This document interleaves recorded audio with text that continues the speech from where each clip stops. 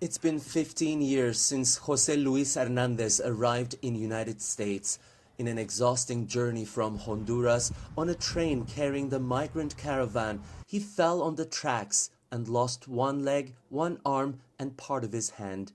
Crossing the border into the US, he hoped he would find the medical help he desperately needed. In this country, it's difficult not having a legal status, and even in my case, with this kind of disability. We already suffer for having a disability, and then we suffer more when they tell you that you can't get help because of your legal status. On top of my disability, last year I had some problems in my kidneys, and they did some tests, and I had to be referred for further tests, but then they told me that the insurance doesn't cover these tests, and I couldn't go on with the treatment. And I received a lot of bills that I couldn't pay.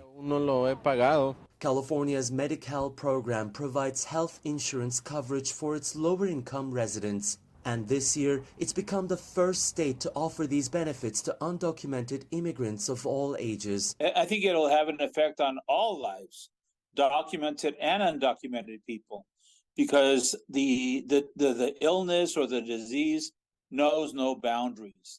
So if you have undocumented people that are ill because they couldn't get health care, then documented people will become ill. And we don't want to have that situation. It's very important that we have health care and that we're treated with dignity.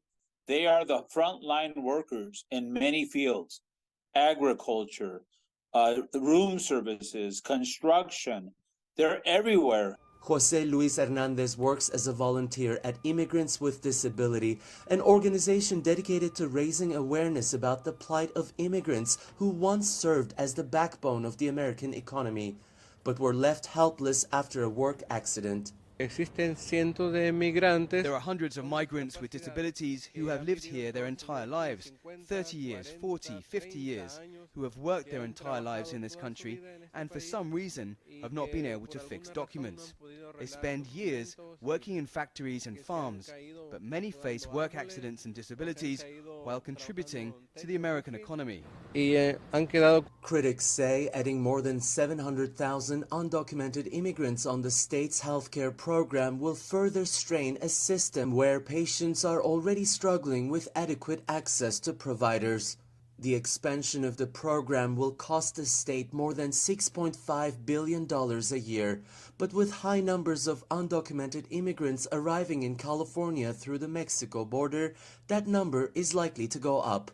Ediz, Tiyansan, CGTN, Los Angeles.